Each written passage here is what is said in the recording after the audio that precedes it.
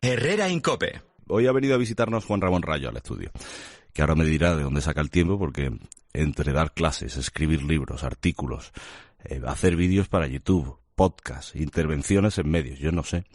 En fin, pero mira, para contarte de qué vamos a hablar, porque podemos hacerlo de muchas cosas, con nuestro invitado, antes quiero que escuchemos a uno de los tipos más inteligentes con los que yo me he podido cruzar en mi vida.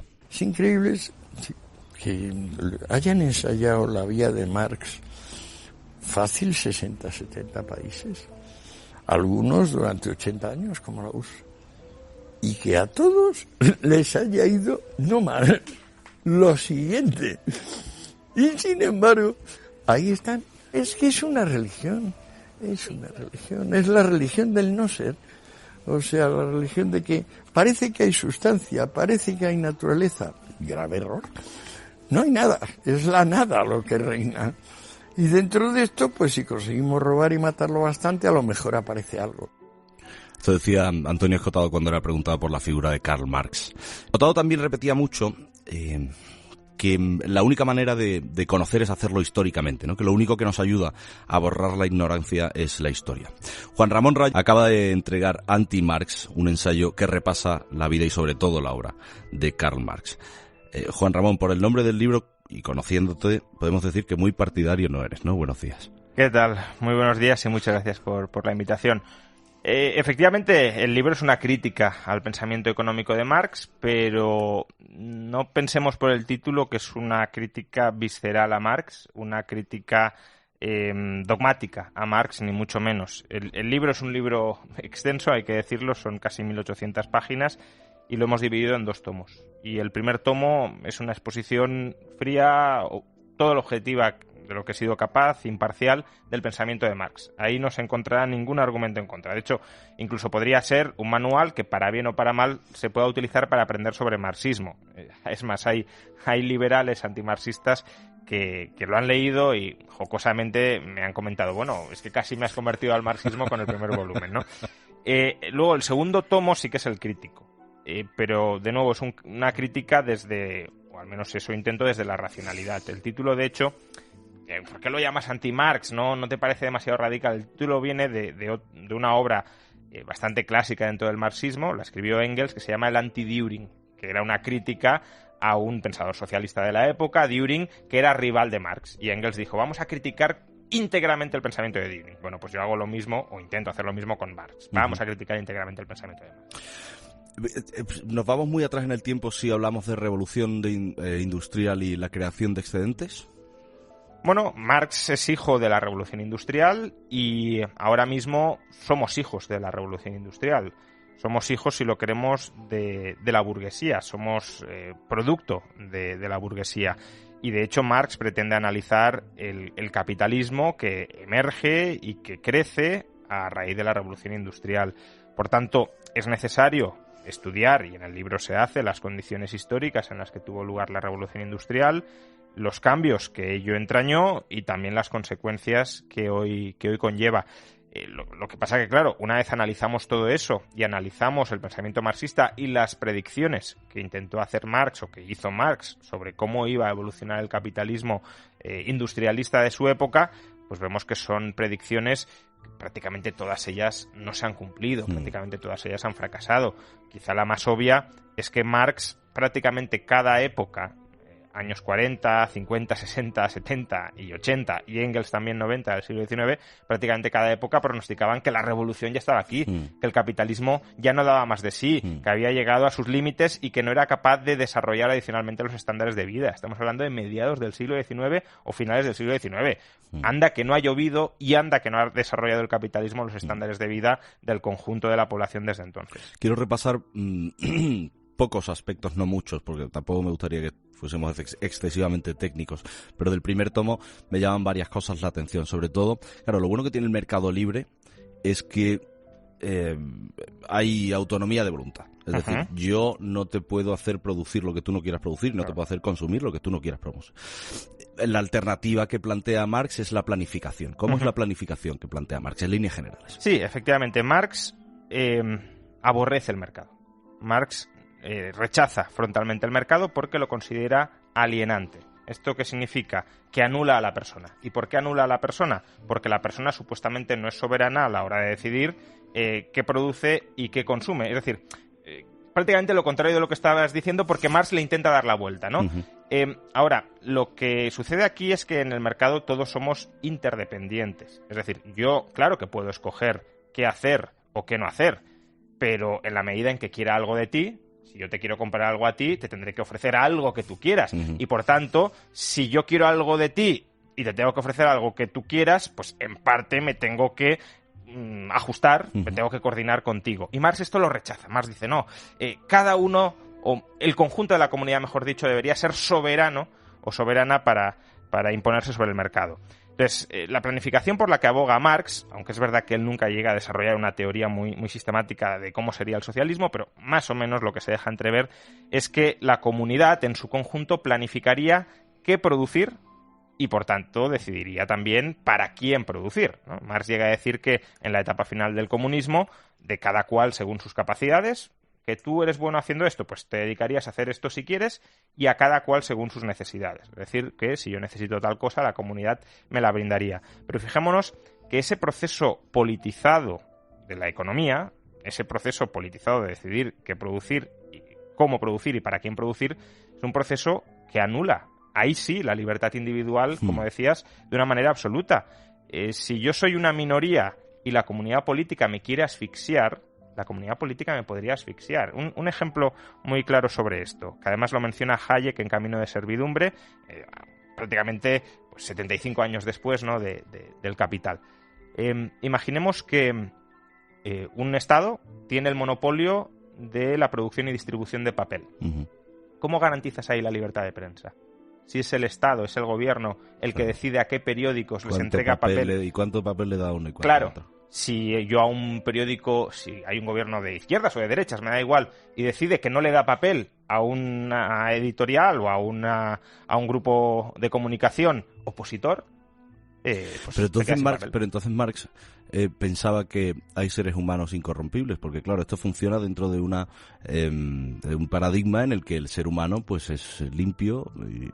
Claro, pensaba que el ser humano estaba corrupto por las condiciones materiales del capitalismo. Y cuando se superaran esas condiciones materiales del capitalismo, que eran las que contenían el germen del enfrentamiento, del conflicto, de la contradicción, una vez llegáramos a la época dorada del comunismo, donde habría superabundancia de bienes, Trotsky decía, a ver, cuando vamos al buffet libre de un hotel, no hay pelea por la comida, porque hay de todo para todos y por tanto no nos tenemos por qué pelear, no hay conflicto.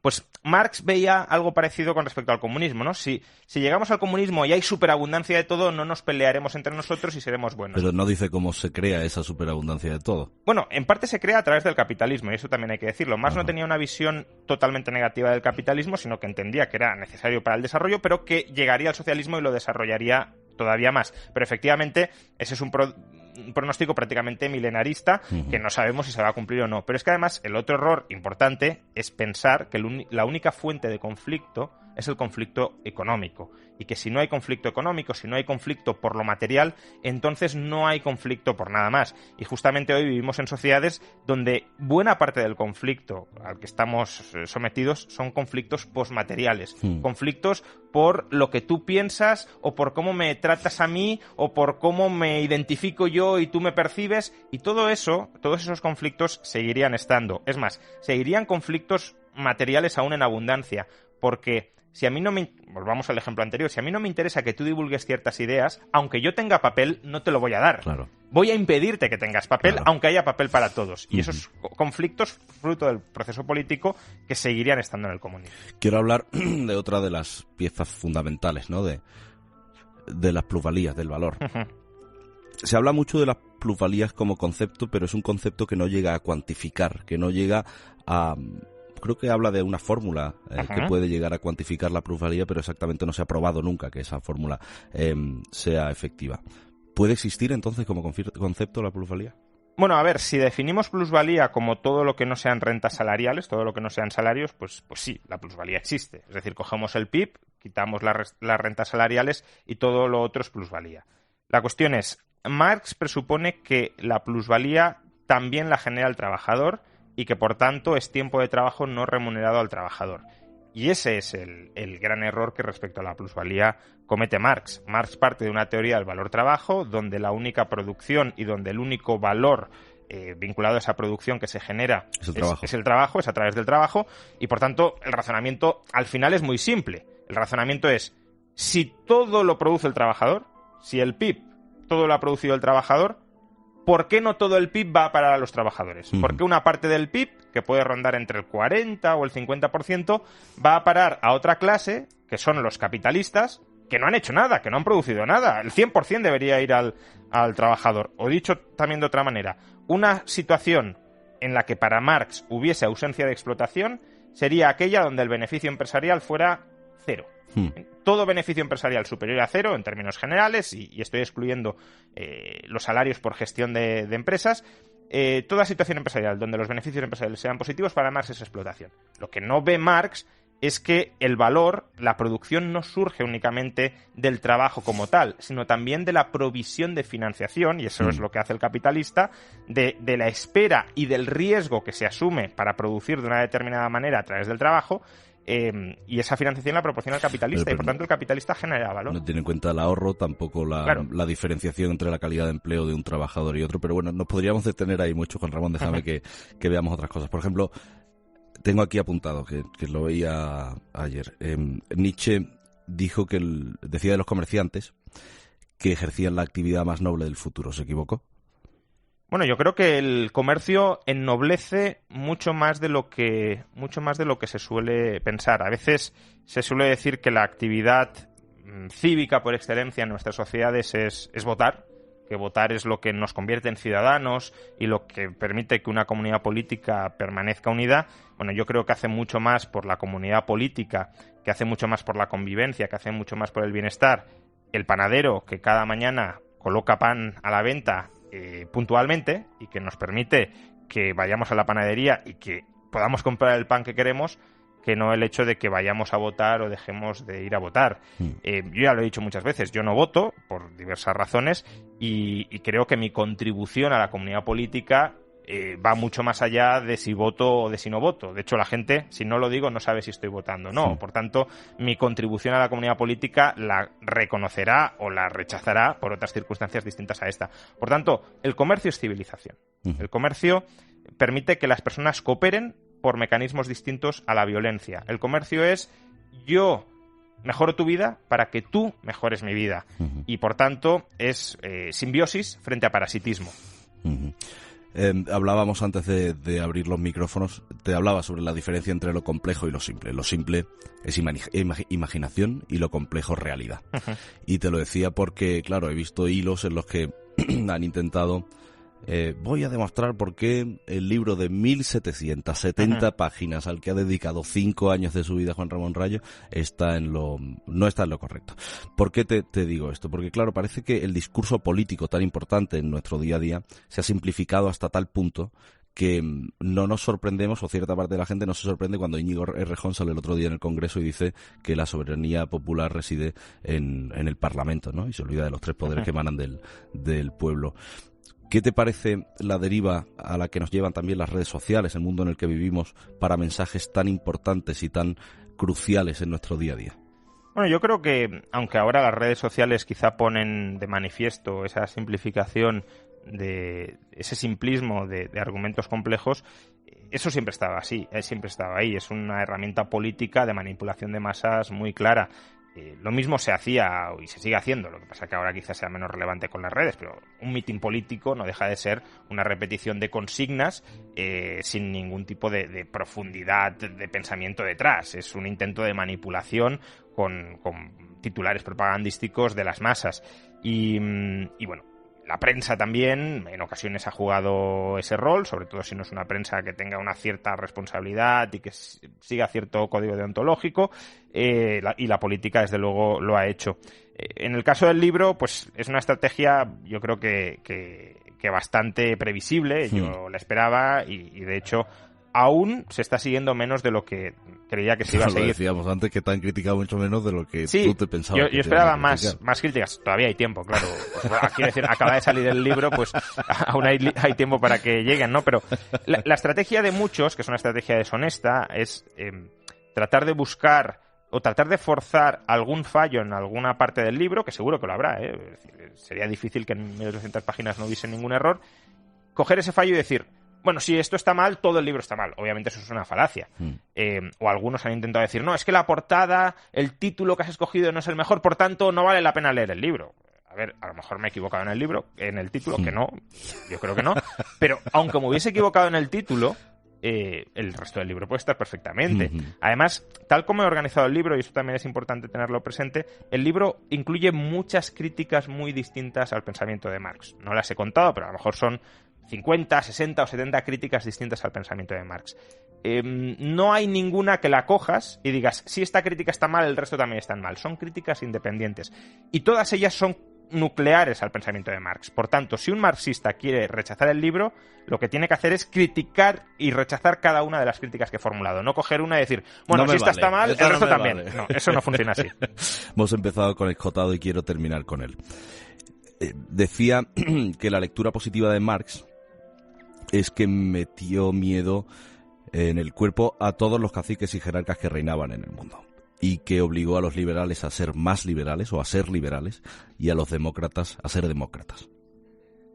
Bueno, yo no tengo una visión tan positiva de Marx, aunque hay algo cierto en esto que dice Escotado. Branko Milanovic, que es un economista de izquierdas que acaba de publicar, ya lo publicó hace algunos meses, un libro que en inglés es Capitalism Alone, creo que lo han traducido como Capitalismo no hay nada más, algo así. Pues se sumaba un poco a la tesis que tú mencionabas al principio. Bueno, después de caer el bloque comunista, solo queda el capitalismo. Incluso en China es un modelo capitalista, por tanto el capitalismo es hegemónico. No hay ningún modelo comunista actualmente. Bueno, esa es otra que nos podríamos meter, que si China es un modelo comunista, como muchos dicen, y que ha triunfado por ello y tal y cual. Y luego es otra línea de debate. Según Milanovic, que es un economista de izquierdas, China es un modelo capitalista alternativo, pero es capitalismo. Entonces Milanovic dice, ahora bien, los sistemas comunistas sí sirvieron para una cosa, y es para hacer una limpia de todo el sistema feudal y todo el sistema oligárquico previo, y a partir de esa tabla rasa permitir que florezca en países que todavía eran feudales el sistema capitalista, para mejor o para peor, pero para que florezca el capitalismo. Es decir, que al revés de lo que decía Marx, para Milanovic no es tanto que el capitalismo sea una vía para el comunismo, sino que más bien el comunismo ha sido una vía en determinados países para el capitalismo. Y bueno, eso puede tener cierta base, aunque también hay que decir que no era necesaria toda la masacre y toda la devastación que generaron los regímenes comunistas para lograr esto. Y tenemos ejemplos. Taiwán, por ejemplo, al lado de China, es un país que también fue una dictadura, que también tuvo que hacer frente a Japón, a los restos feudales, y hizo la transición hacia hoy día una democracia liberal, mucho más próspera que China, que ha crecido más que China, y por tanto no hacía falta pasar ni muchísimo menos ni por el gran salto adelante, ni por la revolución cultural maoísta, pero bueno, se pasó y eso tuvo efectos de hacer una limpia de todo lo que había previo, claro. Juan Ramón, sabes que ha sido un placer tenerte y conocerte en persona. Nada, el placer ha sido mío. Usted que nos escucha, bueno, tiene temas por doquier, es que no creo que no hayamos pasado ni por el 5% de lo que incluye Anti-Marx. No, el libro es muchísimo más amplio, pero bueno, se han tocado temas bastante nucleares. Juan Ramón Rayo, muchísimas gracias por venir. Nada, a ti por la invitación.